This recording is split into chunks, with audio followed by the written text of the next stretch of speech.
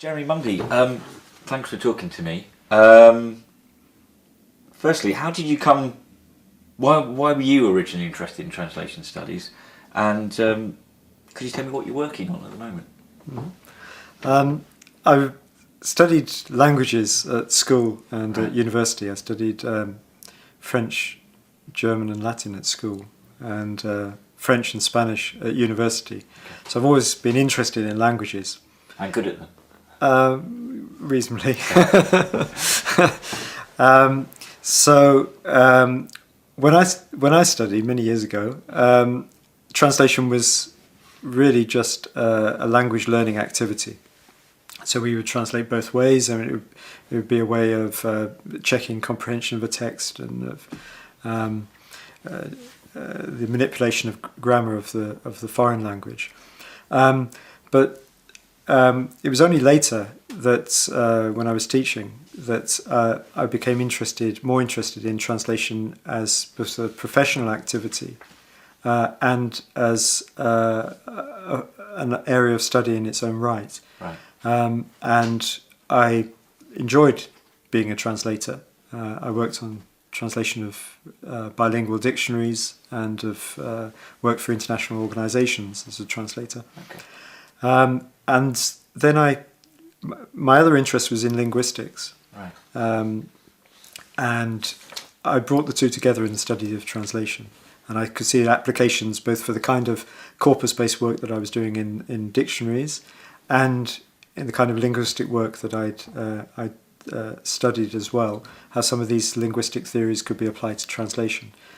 That's how I got started in translation studies. And you're at the University of Leeds at the moment. Mm-hmm. And you've written numerous publications, including the new edition of Introducing Translation Studies. But what are you working on at the moment? At the moment, I'm also working on another book that will be published by Routledge. It looks at translator subjectivity. It's looking at, I've termed it evaluation in translation. It adopts and modifies some linguistic theories, notably appraisal theory, which is designed to highlight the points in a text where translator's interpretation is particularly crucial. Right. So I apply this theory to various case studies. So I've got looking at the simultaneous interpreting of Obama's inaugural speech into different languages. Okay. Some experiments with students. And another area that I'm very interested in is the study of archives, of literary archives, of translators, and the correspondence between translators and authors, the revisions that are made at different points in a text. So it's a kind of examination of the translation process and of the translator's subjectivity. Okay. And translation studies as a discipline today, what are the main kind of trends that you see across the discipline? Translation studies now is a hugely different discipline from 10, 15 years ago. So it's a much evolved discipline, it's a wider discipline. So there's so much work going on in so many different areas. Sometimes it's difficult to keep on top of what's going on. One question to translation studies is whether it's possibly fragmenting, because you have some people working using eye tracking and other procedures to analyse the translator process, or to gain empirical evidence as to what is happening in the translator's mind. You've got others who are working on translator ethics, which is very interesting. Yeah. Others who are working on translator training. Others who are working on theories of translation in many different historical and cultural contexts. So there's so much going on. It's difficult to actually bring them together. My hope is that there will not be a fragmentation of the discipline. I think that all of these different perspectives enrich the overall discipline of translation studies.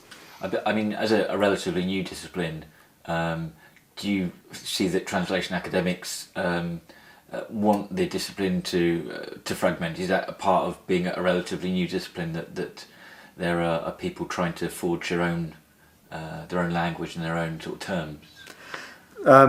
Something which does happen is a renegotiation of terminology, and so this has happened for years and years. So there would be literal and free translation, then there would be dynamic equivalence and formal equivalence, then it would be documentary and instrumental translation, etc. One thing I see is the use of the term turn. There was a cultural turn, and then there would be another turn, another paradigm. So, but I would hope that now is the time that the discipline is looking in many different areas, but now there's a lot more empirical work being done. There's a lot more profound understanding of what translation is. So I don't think there is necessarily a desire to see the discipline fragment. I don't think that would help anyone very much. But to see all of these different areas develop and to shed complementary light over the overall phenomenon of translation.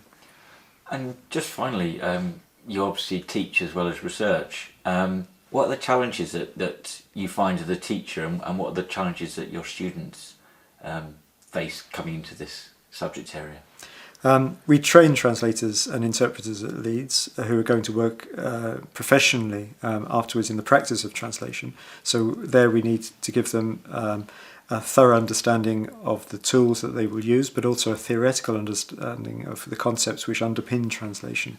So there is we make a strong attempt to relate the theories to the actual practice, so that students can both understand what they're doing and can reflect on what they're doing and explain what they're doing to others. Right. Also, we're concerned to use, say, new technology in order to enhance the teaching process. So what I don't do is give students a text, say, translate it, get them to come along and just reel off a supposed model translation. Yeah. I'm interested in getting them to explore the process of translation as well, working in groups, discussing online perhaps the problematic points in a text and how they're going to deal with it, and with guidance from the tutor, come to a better understanding of how decisions can be made in translation. Okay. Well, thanks very much. Thank you.